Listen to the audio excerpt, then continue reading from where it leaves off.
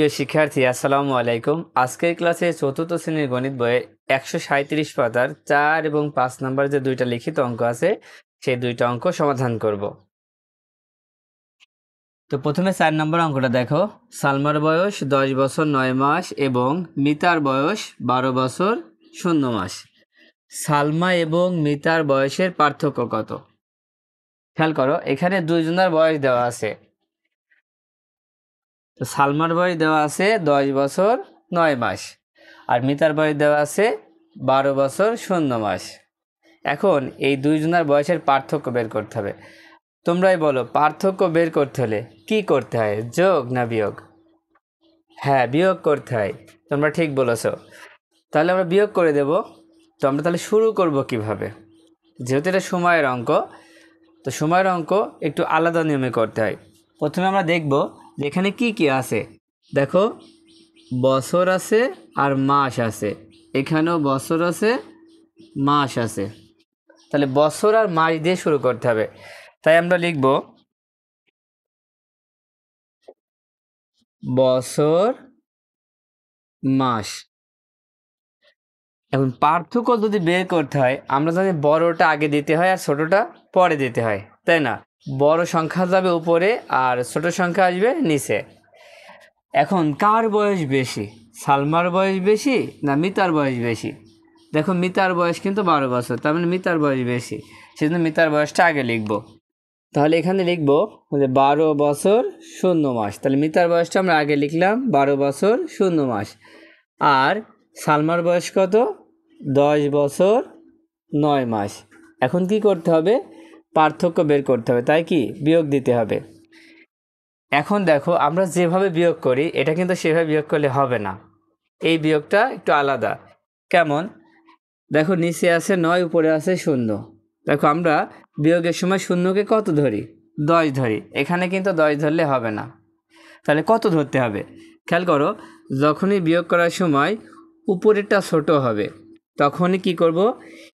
দেখো, এখানে তো বছর আছে, তাই না?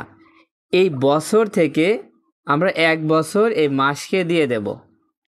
এখানে যে বছর আছে, এই যে প্রথমে যে 12 বছর আছে, এই 12 বছর থেকে 1 বছর এই মাসকে কি দিয়ে দিতে হবে।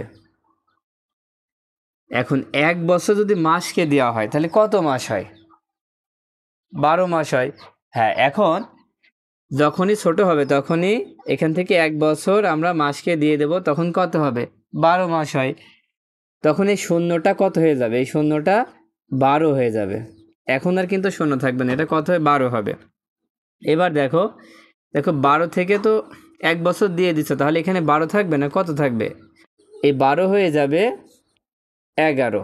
এটা আমরা একটা দাগ দিয়ে কেটে দিয়ে কত লিখবো? 11 লিখবো। ঠিক আছে, যদি তোমরা মনে মনে করতে পারো তাহলে আরও ভালো হয়, কিন্তু লিখে দিলে বোঝার সুবিধা হবে। এবার তোমরা বিয়োগ করে ফেলো তো। দেখো, 12 থেকে 9 বিয়োগ করো, কত হবে? 3 হবে। তার মানে এটা কত হবে? 3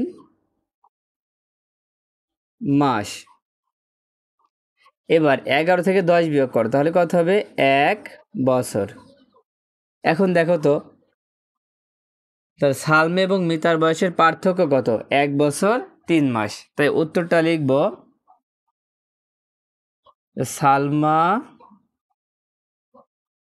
এবং মিতার বয়সের পার্থক্য 1 বছর 3 মাস।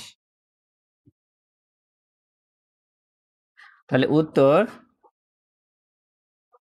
1 বছর 3 মাস। আচ্ছা, এবার 5 নাম্বারটা দেখো। 5 নম্বরে আছে মাসুদা বেগমের 3 মাস 3 সপ্তাহ 6 দিনের ছুটি পাওনা রয়েছে। তিনি 2 মাস 3 সপ্তাহ 3 দিনের ছুটি নিলেন। মাসুদা বেগম আরও কত দিন ছুটি নিতে পারবেন? এখানে 1 মাস সমান 30 দিন। এখন দেখো, মাসুদা বেগম এক জায়গায় চাকরি করে। এখন সে 3 মাস 3 সপ্তাহ 6 দিনের ছুটি তার পাওনা রয়েছে। এখন তিনি 2 মাস 3 সপ্তাহ 3 দিনের ছুটি নিলেন। তাহলে কি সে সব ছুটি কাটিয়েছে? না। এখন প্রশ্ন হচ্ছে, সে আর কতদিন ছুটি নিতে পারবে? তাহলে এটা কি করবা, যোগ না বিয়োগ? দেখো এটাও কিন্তু বিয়োগ হবে। এই অঙ্কটা করার জন্য আমাদের দেখতে হবে এখানে কি কি আছে। দেখো মাস, সপ্তাহ আর দিন। তাহলে মাস, সপ্তাহ, দিন এটা দিয়ে আমাদের নিচে লিখে নিতে হবে। তাহলে এই তিনটা শব্দ নিচে আমরা লিখে নিব। তাই 5 নাম্বার দিয়ে প্রথমে লিখব যে মাস, সপ্তাহ, দিন। আচ্ছা, এখন আমরা প্রথমে লিখব হচ্ছে 3 মাস 3 সপ্তাহ 6 দিন। তার ছুটি নিলেন কত? 2 মাস 3 সপ্তাহ 3 দিন। 2 মাস 3 সপ্তাহ 3 দিন। এবার কি করব? বিয়োগ করে ফেলবো। তাই দাগ দিয়ে বিয়োগ করে ফেলো। দেখো বিয়োগ করার সময় উপরটা বড় হলে কোনো সমস্যা নেই। তার মানে 6 থেকে 3 বিয়োগ করলে 3 দিন, আর এখানে 3 আর 3 বিয়োগ করলে 0 হয়, 0 সপ্তাহ, আর 3 থেকে 2 বিয়োগ করলে 1 হয়। এখানে কি মাস আছে, মাস লিখে দিব। তাহলে সে ছুটি কাটাতে পারবে কতদিন? 1 মাস 3 দিন। দেখো মাসুদা বেগম আরও কত দিন ছুটি কাটাতে পারবে। তার মানে কি সব দিনে প্রকাশ করে ফেলতে হবে। তো দিনে প্রকাশ করার জন্য আমরা কি করব? প্রথমেই আমরা লিখব যে আমরা জানি 1 মাস সমান কত দিন? 30 দিন। আমরা জানি না লিখলে কোনো সমস্যা নেই, কারণ এখানে তো দেওয়াই আছে। তাহলে আমি যদি এখন লিখি যে 1 মাস 3 দিন সমান, এই যে 1 মাস 3 দিন সমান, দেখো 1 মাস সমান কত দিন? 30 দিন। তার মানে 30-এর সাথে এই 3 যোগ করে দিবা।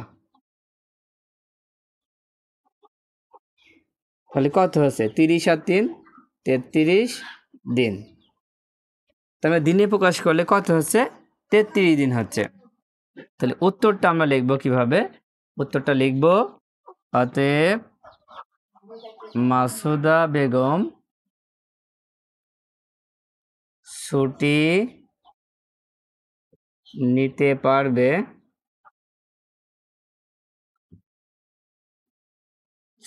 পারবেন কতদিন? 33 দিন। আশা করি তোমরা এই অঙ্ক দুইটা খুব ভালোভাবে বুঝতে পেরেছ।